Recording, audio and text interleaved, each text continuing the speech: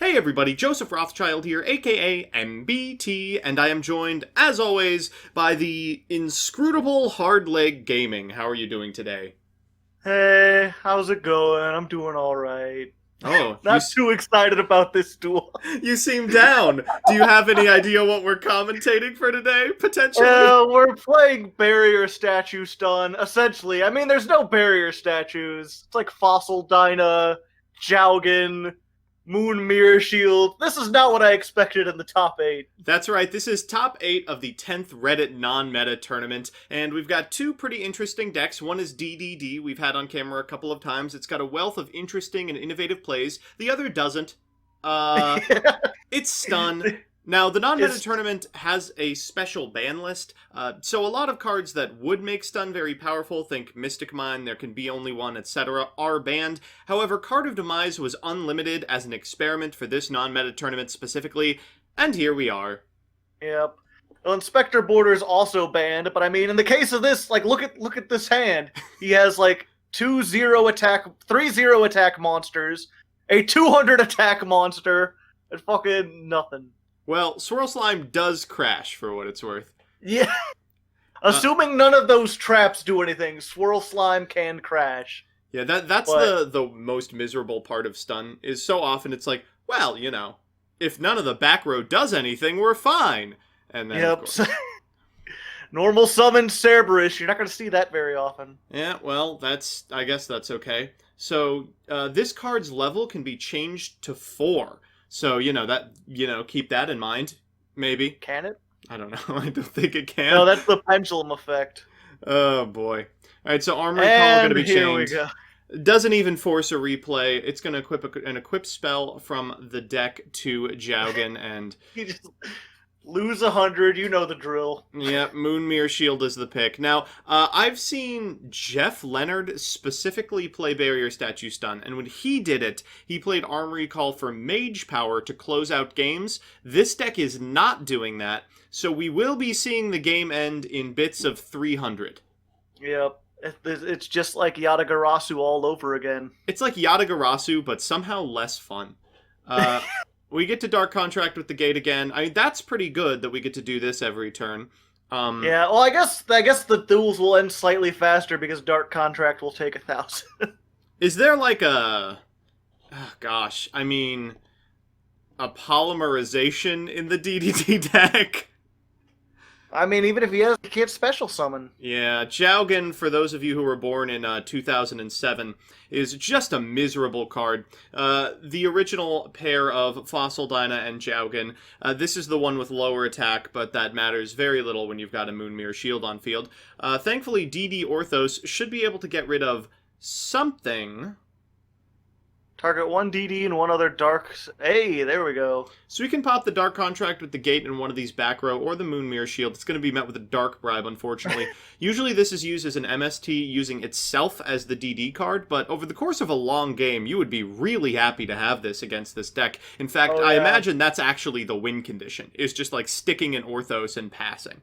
Unfortunately, looking at his deck list, he only has one, and I'm not sure if he has the ability to recover it once it's been destroyed. I would imagine not. Setting DDD go! Divine Zero King Rage. That does allow him to normal summon big monsters, but that doesn't really help in the face of Moon Mirror Shield, unfortunately. I guess we can just normal Oblivion King, Abyss Ragnarok, and pass? That sounds really bad. When it's normal summon, does it get its effect to banish stuff? Ooh, that's a good question. No, but it could... Nope. Oh, well, once per turn, it contribute one other DD monster.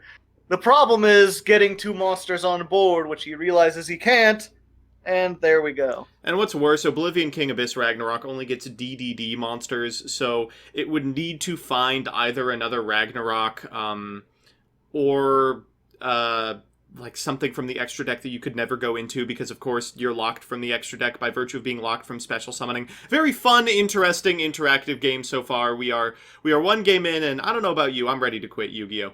I feel like this whole match was decided by whoever went first. Well, I think that's true for Game 1. Game 1 is a freebie to the stun player if they go first. Yeah. But once Well, I game mean, 3 rolls around, things are going to be a little bit different looking at the DDD player's sideboard. possibly. I'm not looking at that. Oh, yeah, maybe. He does have a couple things that might prove to be useful, but... They've got Twin Twister, which of course is good against pretty much any control deck, especially in the NMT. But more importantly, they're also playing Book of Moon and Darkhole, which turn off Jowgen and Fossil Dynapachycephalo. So all they really need is to set up negates on a board where one of those monsters is set face down, and then they can just win the game. Interesting. He sided in the dark hole even though he knew he was going first. I like it. Like, the only way your opponent is going to be able to win the game is if they land one of those cards. So this just says, I know you have no inevitability. I know you have no way to OTK me. Eventually, the Dark Hole will be relevant. And if it's not, I've just won the game. Yeah. Well, my worry would be, you know, you put in the dark hole and then you get a situation like this where perhaps you brick. I don't know. It depends what he banished. If he has a dark contract. Oh, no, he already has a dark contract with the gate. Yeah, I think this hand's okay. So he's good. But it is a little crusty. DDD's weird insofar as you've got a lot of garbage that needs to come out for hand traps and dark holes and twin twisters. But you've got, like, no room to take anything out because pretty much every card is integral to combos and you need to be playing them at certain ratios to find them consistently. It's a bit of a thinker. I think that's what I said in my deck profile when I played them, was like, you have all these cards that are hard once per turn, so you don't want to draw copies of anything, but you need to play them at 3 because you need to open, like, at least 2 or 3 of each one. I've talked a little bit about this, but there's two different types of bricking. There's, like, Trickstar bricking, where you'll brick because you didn't open any of your starters, your light stages, your candinas. And then there's, like, Monarch bricking, where you need, like, a combination of 2 explicit cards, a little guy and a big guy. And DDD bricks like that. You need, like, exactly 1 Savant Kepler, Swirl Slime, and Lamia, and there's just 0 guarantee you're going to get that. Yeah. Unfortunately. But I keep giving them new support. One of these days, DD will make a comeback. Well, Gilgamesh is one of those pieces of new support, and it's okay. It's good in any format where you're able to kind of wait a turn. It sets scales from deck, which is busted, especially because one of those scales can always be Ragnarok. Their other target is Go here, and now if they desire, they can go into some DDD bosses in the extra deck. Now, this does lock you into DD monsters, so there's really no way to get to something like a Crystal Wing Synchro from this point, a Borreload Savage, a Dingirsu. I'm just looking at what they have in the extra. But I mean, knowing what he's playing, the Crystal Wing at least is not going to be good. I think what you want to do at this point is, make High Genghis and Siegfried have as many spell trap negates as possible. And that might be enough. Like, one thing that's done really sucks against is established boards. And if you can put up, like, 1 or 2 pieces of spell negation, you've pretty much won the game, as long as your monsters have more than 200 attack points. Yep, the fossil. Is he going to set the fossil Dino? That seems like a really bad idea to me. Always cute to be like, oh, I could set the fossil Dino and blow up my opponent's board. It never works out that way in practice. So the question is, do you negate the draw power and try to prevent them from getting to their power cards, or do you wait until that Moon Mirror Shield comes down and then stop it there?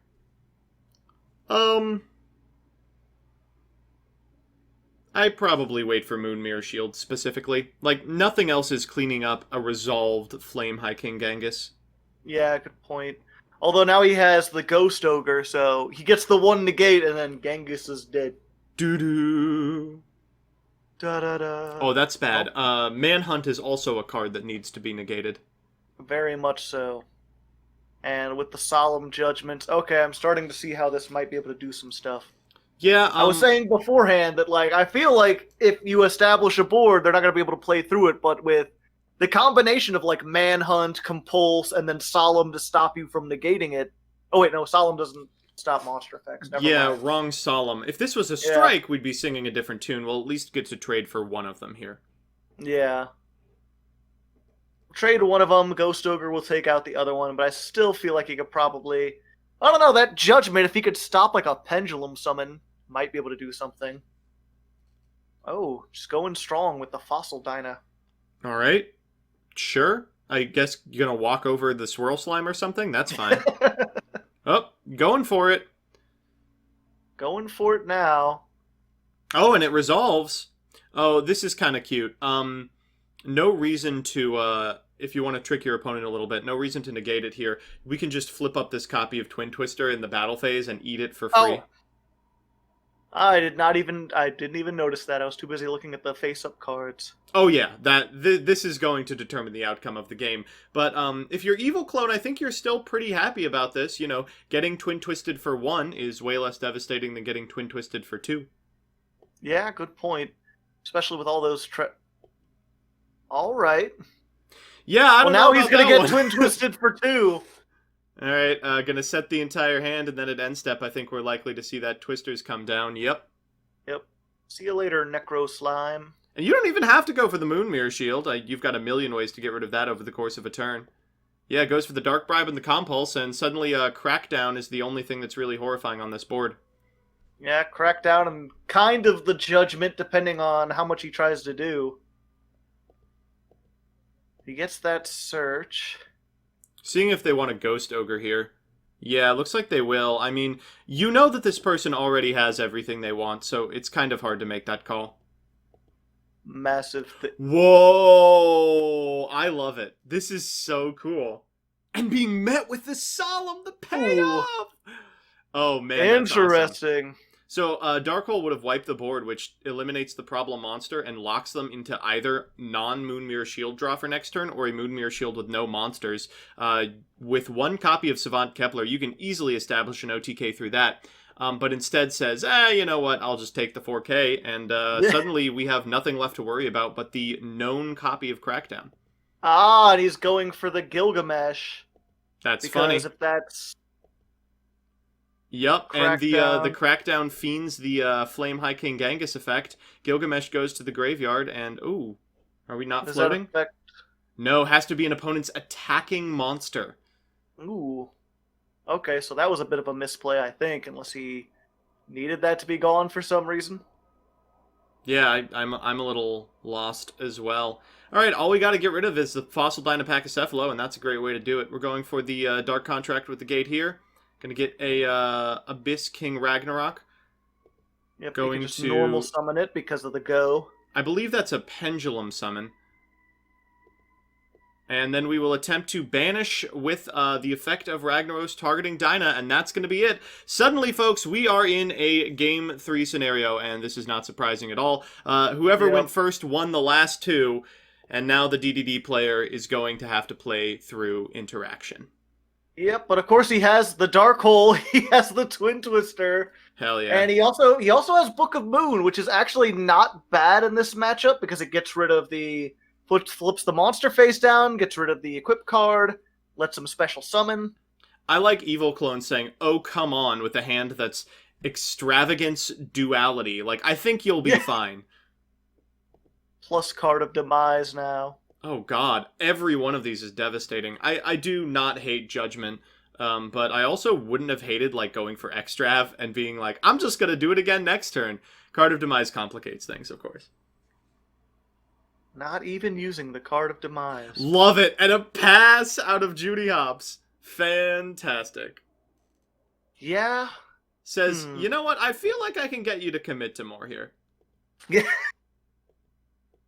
Just get more cards on the field so that it's even more powerful. Well, he wants to make sure that if he does Twin Twister stuff... Okay, Dark one contract with the gate. Into another. Fiending a Dark Bribe. That's fantastic news, because now one of these Dark Holes is likely to survive. That's met with a Solemn Judgment. Okay, we'll Twin Twist. And that's met with the other Solemn Judgment. Now we can Dark Hole. And normal summon Copernicus. Oh my god, do they have anything? Okay, thankfully they do. I'm like, they would just be dead to the fusion summon. Sending Ghost here. Oh, and Ghost is going to get Necro Slime to the graveyard. Yep, so now he has the ability for the fusion summon. Banishing out the graveyard, and if he activates... Oh, double fusion summon. Swamp King, unsurprisingly, will be met with a heavy Storm Duster, but we can just use Necro here. This Manhunt's got to do pretty much everything, I believe. Yep, a very simplified game state. Love it. Setting the Ragnarok first hand means we'll be able to summon as well. Going for the Necro F, and thinking about the other banish here. Going for Ghost. Yeah, because then Ghost will... Rag 1, Ghost to bring back Necro. And then, I believe... What was it? Is it Ragnarok that says... Okay, yeah, Ragnarok, Ghost, and then... Now we do get to go into Gilgamesh here. To battle. Alright, we're trying to get in. They're taking 900. I mean, they have to flip it here. They're going to 100 off this! Oh my god. Of course not dead, because Ragnarok halves the damage that you take if you activate its effect, but Jesus. And he's got the Card of Demise and the Thunder King. Wow, that's so good. So we'll activate Crackdown first and foremost. Then next, I guess we'll normal summon the Rayo. Yeah, just to get more cards. All right, let's see it. What do we draw? Another Crackdown, a Fossil Dyna, and a Moon Mirror Shield. Granted, if he runs over the Gilgamesh, he's going to get something, and he can't... I don't think he can negate that, because it has to be a built-in summon. Yeah, I believe that is the case. And that's a summon by effect. So just passing turn and here. Yeah, just passing. And it's the same thing for Ragnarok. Granted, he has that other Crackdown. Didn't resolve. Okay, there we go. Alright, so we're going to go for the Necro effect here. Banishing a Necro. What did 2 Necros make, I wonder? Oracle King Dark, fine. Okay. Alright, battle phase time. We're going to walk into Flame King Genghis, and nope, not yet. Crack time. Wow, that's a board full of monsters that don't do anything. Yeah. If I kill Moonmere Shield, does that kill you? I believe it does. I'm not sure, though. It is mandatory. Yeah, but it's a mandatory. If you can't pay cost, I think you just can't get it. Yeah, I'm not exactly sure how that works as far as paying cost. It rarely comes up. There's very few mandatory pay life points. Most. Oh, well, I guess he got the Dark Contract. Yeah, gonna wait on it though. Activate it.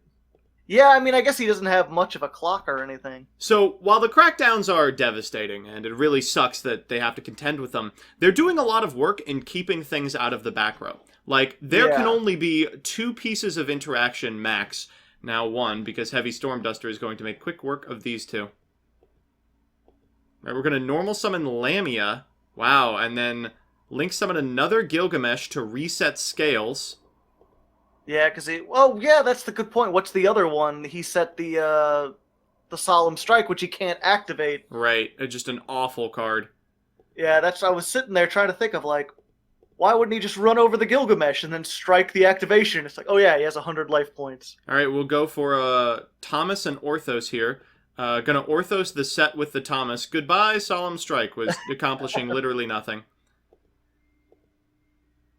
Gonna Pendulum 2, and then I think we should have the Wave King. Yep. There he is! Caesar has made it on field, and 24 is larger than 2,000. Yep, just by a tiny bit. Oh, that's gonna be but you can negate it. The negate here. Oh yeah, I forgot about that. Then we're gonna Necro. But he has the Necro. Well, but it only has 2,000. And we'll Lamia to send that guy away. Now we can make High King Alexander. Does that do it? Hey, Alexander for game. That very rarely happens. Miserable. Alright, we're gonna Alex and Genghis and Rag to get pretty much everything back, as well as the copper. And then... there he is, Cursed King Siegfried. And that is going to be the end of the game. DDD, walking with this best of 3 versus Stun. I mean, thank God. Somewhat surprising. That last duel was a little bit more involved than I was expecting. I will give it credit. I came in here expecting nothing but sitting, and there was a little bit of back and forth there. Yeah, it just goes to show you that sometimes stun does interact, doesn't just sit on a Moon Mirror Shield passing. Every once in a while. I mean, pretty few and far between, but Yeah. occasionally.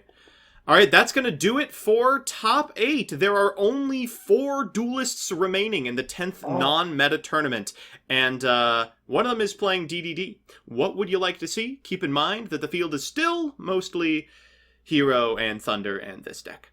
Yeah. I personally want to see DD take it all. Yeah, me too. It's a sweet deck. It's end. toolboxy. It's bricky, so it'll never be good in TCG. Nice Go breath of for fresh it. air. Let's do it.